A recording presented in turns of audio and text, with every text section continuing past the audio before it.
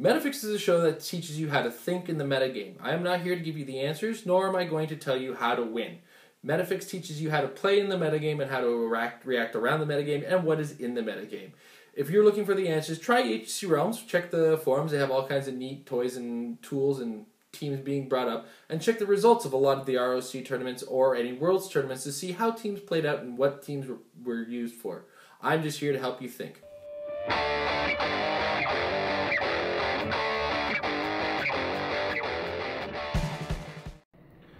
Avengers Assemble came out just last week, and an interesting new mechanic got introduced with it. That is, of course, the ID cards. They're very cool, very neat little mechanic. Of course, we've also had our fair taste of them beforehand with the con exclusive ID cards. Now, Amber's probably going to do an episode on the rules of them. That's not what I'm here for. My takeaway on this is, are we able to use these in competitive play? Short answer, kinda. Allow me to explain. At 5 points each, they come in at a small bargain. There's a couple of them that stand out as far as the characters are, well, they're practically useless. For instance, Heroclix. We don't have a modern age Heroclix right now. Now, I am doing this before Age of Ultron is completely spoiled or released, so we can't count on any information I have with regards to Age of Ultron. So I'm doing this within Avengers Assemble on its own. So Heroclix, it's kind of useless right now because we don't have a modern age Heroclix. Same with Mockingbird. We actually don't have a character named Bobby Morris either. As far as Heroclix is concerned, we don't have a Heroclix. I know. Don't correct me. The internet's already going nuts, eh? So then we move on to the next couple characters. There's a few I don't have at the time of filming this. They're in the mail. Thank you, Glass Cabinet Hobbies. Big shout out to them. There's going to be a Hawkeye, Black Widow. I'm not going to discuss, but it's very useful, both of them. Manifold, I'm going to get this out of my way right now. Manifold, wait for the resource. Because Manifold himself is a carry-based character. And now, before I actually give up on Manifold 100%, let's not forget that a lot of people are looking at Justice in the same way they're looking at Manifold, or in a different way that they should be looking at Manifold for, because Justice comes in at 64 points as a required character to bring in. But Manifold is 58 and also brings TK. So Justice and Manifold both can possibly add TK in a pinch. If you need TK to get the heck out of here, why not bring out a Manifold? Or not even get the heck out of there. Bring the fight to the opponent. A couple of the ones that stand out to me big time. Hawkeye, of course, because whenever you need a sniper, a good sniper is always good to have. And there are a ton of Hawkeyes once you include the Age of Ultron. Unfortunately, Age of Ultron don't have the real name put in them, so they're pretty much worthless with the Ronin card. That's another one. Ronin is a card that's actually very useful if you don't happen to have the Hawkeye card, or a couple of the characters that he has a real name with, because his real names include Clint Barton, Maya Lopez, and I'm just going to go quickly, Hawkeye, Echo, Eric Brooks, Blade, Mark Spector, Moon Knight, and Alexei Shostakov, Red Guardian, who we don't have modern age versions for a couple of those.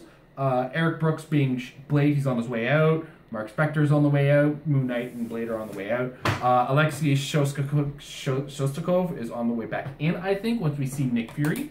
But he's out in Captain America.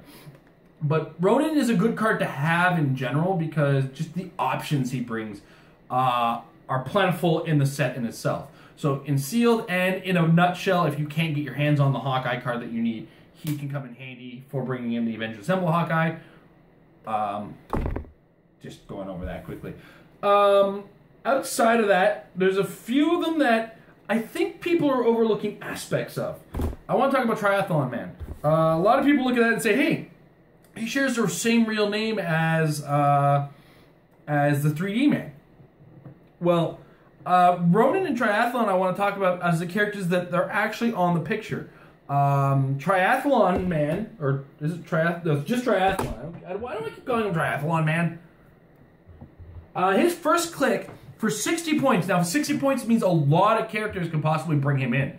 They just have to be 60 points or higher. Is it same points? Same points or higher? Yeah, same points or higher. So 60 points or higher to bring in a Triathlon Man. Triathlon Man comes with charge and flurry and 11 attack and 3 damage. So he's a high level option, or a high number of characters as an option to take an action to bring him into play.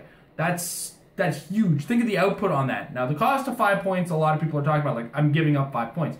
You give up 2 points with the Mandarin rings. You give up 5 points to save a character with the New Mutants team base nowadays. What's 5 points to do 6 damage potentially? Right? Ronin runs the same gamut as Triathlon Man, but because he's 109 points, I'm saying Triathlon's funny, aren't I? She's laughing at me. Ronin brings in a lot of the same options, but also adds the exploit weakness option. So if there's an opposing character that's sitting there with Impervious, you want Triathlon Man, instead Ronin. Because Ronin's got exploit weakness with the 11 attack. He also has Blade's Claws. If you're playing the gambling game, don't play the gambling game. Take the 3 damage. It's better. Amber's agreeing with me. And if you have them Empower nearby, what the heck, right? You can't get that with Blades. So in a nutshell, those are some of the characters that really stand out. Nova doesn't really stand out. Now, here's one that's actually kind of funny. Jarvis. This card is alright. The inspiration ability is +2 defense versus ranged combat attacks. It's not energy shield, but it's the same effect as energy shield. But I wouldn't use Jarvis's ID card, because instead I would just use Jarvis.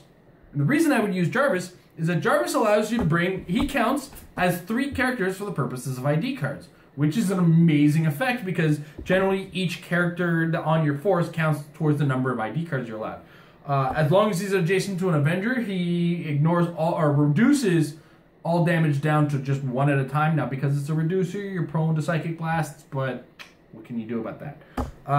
But what's even better about the 3 cards that he brings in is you don't have to pay the point cost for the first 3 ID cards added to your force. So he bundled in with this 40-point character is 3 ID cards. So instantly you play a Jarvis. He's got Perplex, which is amazing. He's an Avengers team ability, so his movements don't count towards your allotted action total. And instantly I can think of a couple of characters to bring in just off the top of my head, including Triathlon Man, Ronin, and possibly a Manifold for an extra in a nutshell TK. Throw in a decent point character at about a 60-point margin. You've only taken up 100 points of your team. Hopefully that 60-point character is somebody useful. I don't know, Cerise. Or somebody decent in the Avengers keyword options. That was my collection of Avengers Assemble, by the way. Just so you understand what I'm saying there. And then all of a sudden, Jarvis has brought in a lot with him. Only at a third of your team so far by just, adding a couple characters that can work with this. Also, when we get into the con-exclusive ones, unfortunately, Ares is kind of limited in the options that you have because we haven't seen a new Ares in the modern age. He got phased out with Chaos Wars. That's a shame. But the Daredevil and the Shang-Chi are there. Their inspirations are great, and Shang-Chi as a character can really come through to you. You need a 90-point character because the Shang-Chi from Deadpool is 90 points. But that's 90 points with Close Combat Expert, Precision Strike, 18 defense with Combat Reflexes, and you're bringing him in close combat, I'm sure. And he gives +1 attack and Precision Strike to adjacent characters who are making a close combat attack.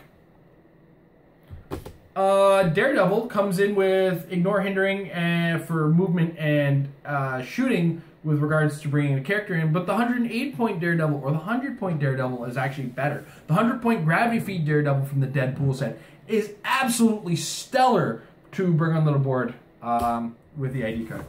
So, in a nutshell, the ID cards they're cool effects. They can come in very handy as part of an emergency situation. You just have to mitigate. Now, this is where I gotta kind of downplay them a little. You do have to mitigate the risk versus reward on these. When you play those 5 points, know what you're attacking and know the effect of what your attack is going to do. If you're using a Triathlon Man, you got 2 attacks to do potentially 3 each. a total of 6, but are you dealing the whole 6 in that situation? You got to read the situation very carefully with regards to what's out there and what you're playing against when you're using the ID cards as part of your team. Now, all of this is, of course, prefaced in a couple weeks when Age of Ultron comes out, and I do an episode on the resource, which will probably make these things 100 times better and more flexible, because I've also seen effects where you can use inspirations without having to bring in characters, which is brilliant when you think about how many of these just give a bonus to things. So, ID cards, they're an option. Are they breaking the game? No. Are they something to consider? Yes. That's this week in Metafix. See you guys next week when we go big. Colossal week. Practice makes your team better.